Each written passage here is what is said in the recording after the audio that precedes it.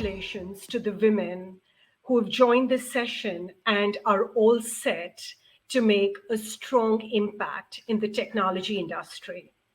I'm Aarti Sabhaney, and I don many hats. I'm a consultant at a technology company. I am an advocate of diversity, equity, and inclusion. I'm also an academician, but most importantly, I'm a geek. I don't code, I decode through my personal observations and research. And in today's session, I play the role of a researcher who has written a paper on the underrepresentation of women in engineering and AI. So let's take a look at some of the numbers. Deloitte predicts that by this year, global technology companies will witness a 2% increase of women in their workforce. And that would take it to a 33% of female representation, far from the 50-50 ratio that we talk about. Accenture has pointed out that only 25% of tech graduates are women, and 50% of women drop out of technology before the age of 35. So let's take a step back and think through what is driving the underrepresentation of women in technology. Is it just a matter of choice? Or are there certain factors that may discourage women from joining the industry? And why is it that women who do decide to join the industry sometimes feel like failures and drop out of these domains? To add to this complexity, research has also shown that disasters impact women far more than they impact men. And a paper around COVID-19 shows that women have taken far longer to recover from the impact of the global pandemic as compared to men. So over and above the gender bias and the stereotype threat that women face at the workplace, they've also taken the sharper end of the pandemic experience. How many of you all have felt depleted with additional responsibilities, both at work and at home? You're definitely not alone, because research points out that all of us have taken the brunt. So now that we've talked about these challenges, let's talk a little bit around stereotype threat. What is stereotype threat? It's the anxiety that women experience in masculine environments around their gender. For example, women sometimes feel that they don't do well at math. And this kind of experience actually puts a lot of pressure on them internally, and they start questioning their capabilities, which hampers and interferes in them managing the performance on hand and ultimately them feeling disengaged.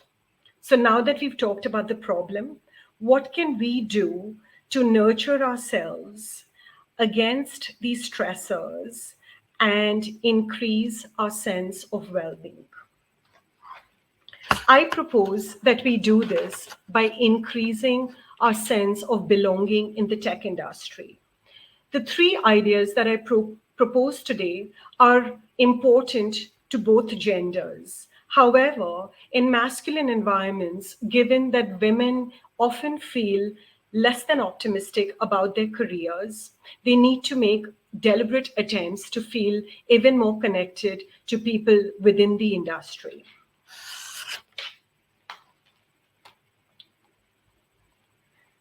So how can we increase our sense of belonging? The first is look up. I know some of my colleagues on the conference have already covered finding a role model. Finding a role model is extremely important. Research has shown that if you see a role model who has similar qualities as you, you feel assured about your potential for success. INSEAD conducted a study in Latin America, which was extremely interesting. It showed that just within an advertisement that was meant to attract more coders into the profession, having a female role model actually attracted double the number of women applicants. And that's how reassured they felt by just seeing an image of a woman within the advertisement.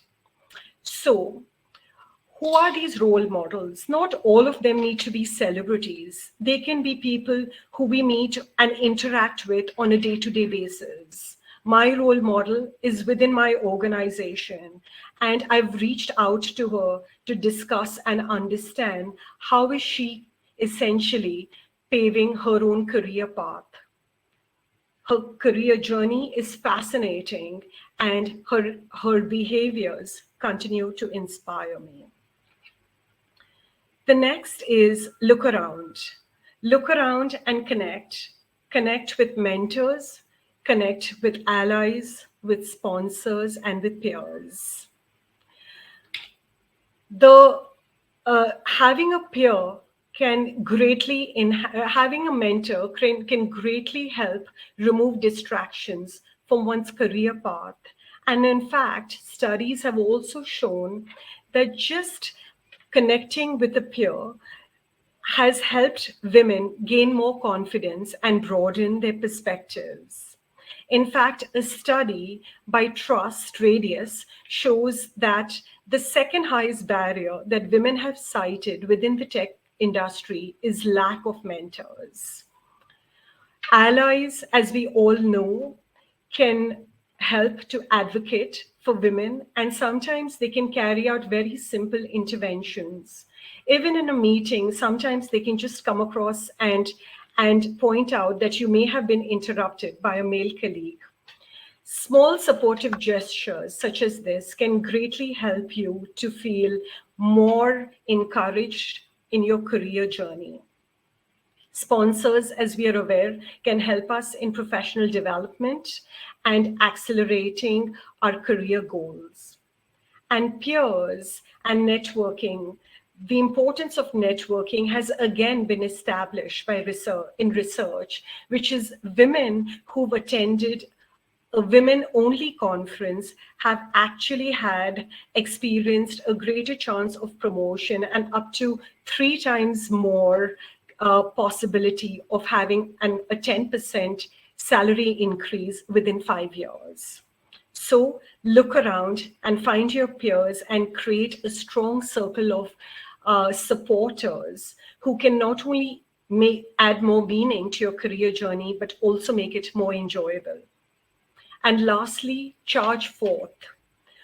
While our sense of well-being and sense of belonging can definitely come from people around us, we need to remind ourselves that we belong in the tech industry. And of course, nothing can replace hard work, performance, and delivery. And here are some of the references for more reading material. I'd like to essentially share my email. If you all have any questions, please feel free to reach out to me.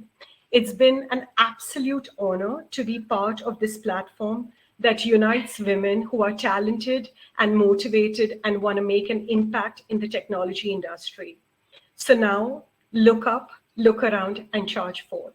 Thank you.